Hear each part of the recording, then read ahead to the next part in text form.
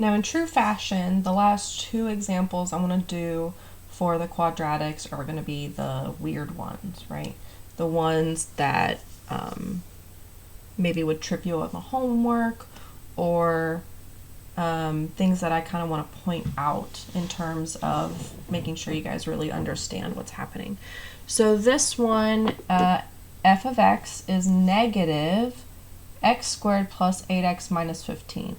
Now, in the beginning, I'm actually going to flip.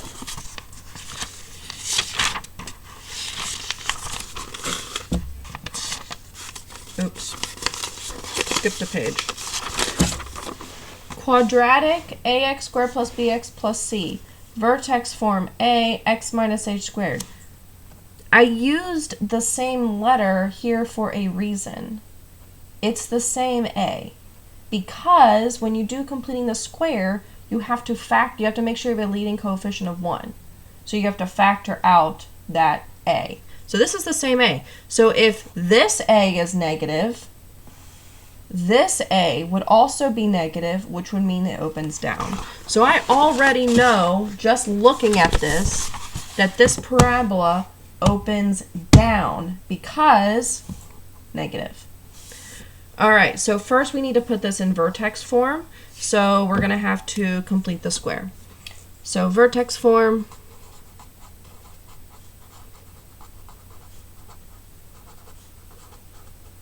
via completing the square. Okay. Because I'm trying to complete the square, in the x's, I need to have a leading coefficient of 1 on the x squared, so I'm going to factor out the negative. I can't divide by the negative, because if I did, then I'm not doing f of x anymore. I'd have to divide both sides, right? I'm not doing f of x anymore. I'd be doing negative f of x. So I can't divide it out.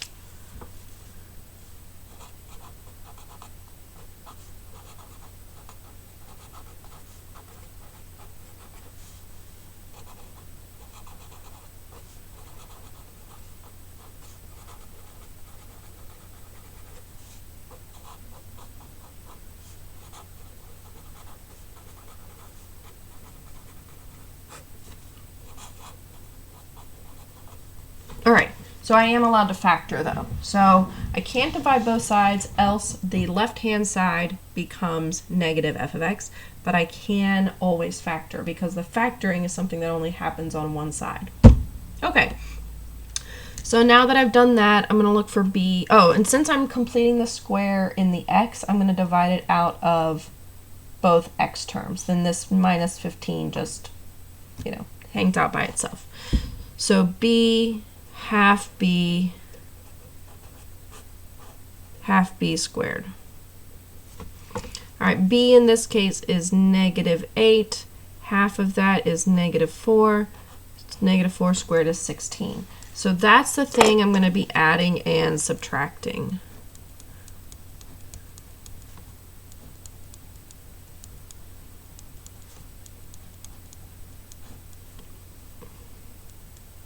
Now, I have in here plus 16, but this 16 is being multiplied by a negative on the outside. So I need to subtract not just the 16, but also the thing that it's multiplying. So minus negative 1 times 16. Yes, that is going to simplify as just adding, so that's fine. If you have a coefficient other than just 1, though, like 2, then you'd have to be multiplying by 2 16. So that's why I write it as this product. And then minus 15. All right, so f is negative. So this factors as x minus 4 squared.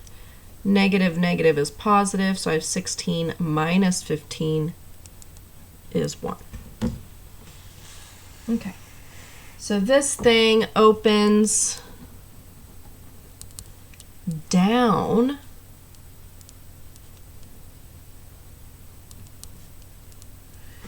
has some vertex, possibly has some x-intercepts. Okay, opens down.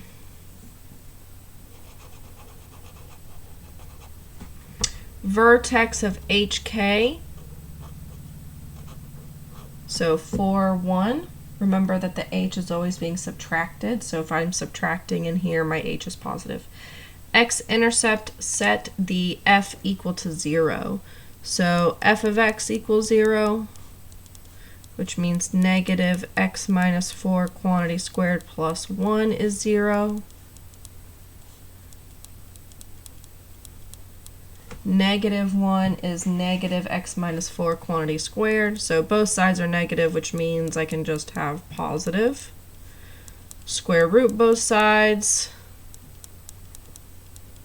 So I get that x minus 4 is 1, or x minus 4 is negative 1, which gives me 5 and 3.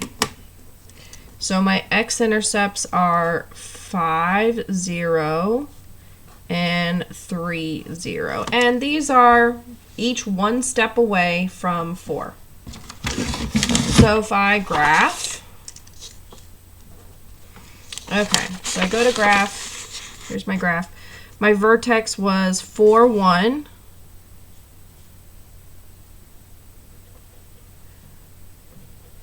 Here's my x-intercepts. Opens down, and this was f of x. Okay. So one more. All right, so last one of this type. Now I'm focusing on the case where you don't have it in the completed the square form, where you have to do that. In Hawks, it looks like it's kind of like evenly split, but I figure if we practice more of the harder one, then when you get to the easier ones where you don't have to complete the square, then, you know, you should be okay. All right, so this one, the leading coefficient is already 1, so we don't have to worry about factoring anything out. So vertex form first via completing the square. We're completing the square just in the x's. And I need to find b, half of b squared. This one I already know opens up because the a is positive. So I don't need to complete the square to know whether it opens up or down. I already know. b here is negative 2. Half of that is negative 1. 1 squared is 1. So 1 is the thing that I'm going to add and subtract.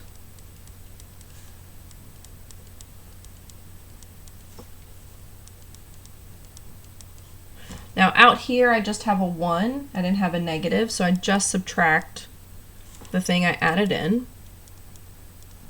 And then plus 4. And then factor. So this is x minus 1 squared plus 3. Okay, so this opens up or down. We know it opens up, has a vertex of some sort. We may be asked to find x-intercepts, so let's go ahead and start. This opens up. Vertex HK, so here it's 1, 3. Yeah. So real quick, I'm just thinking about where that lives. So here's 1, 3, and it opens up, right?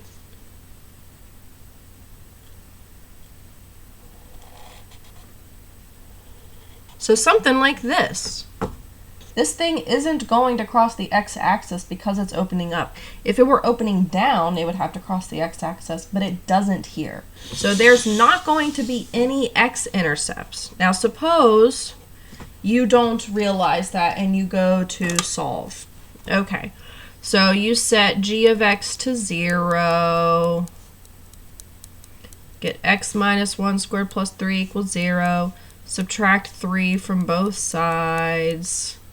Take a square root. Ah, here we go. Here's our signal. We're taking the square root of a negative, which is 3i. Sorry, square root of 3i.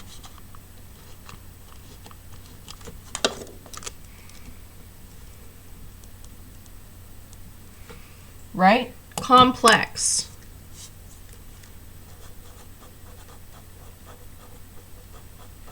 So there is a solution for when this function equals 0, but it's not a real number, and so it's not on my real plane.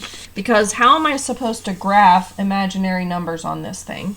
This line is just a bunch of different real numbers, and then this line is just a bunch of different real numbers. So there's nowhere on this grid to plot the square root of 3i. All right? So when you don't have x-intercepts, that means that the solution to that equation is complex. All right. In the next video, I'll do a quick summary of the quadratic form.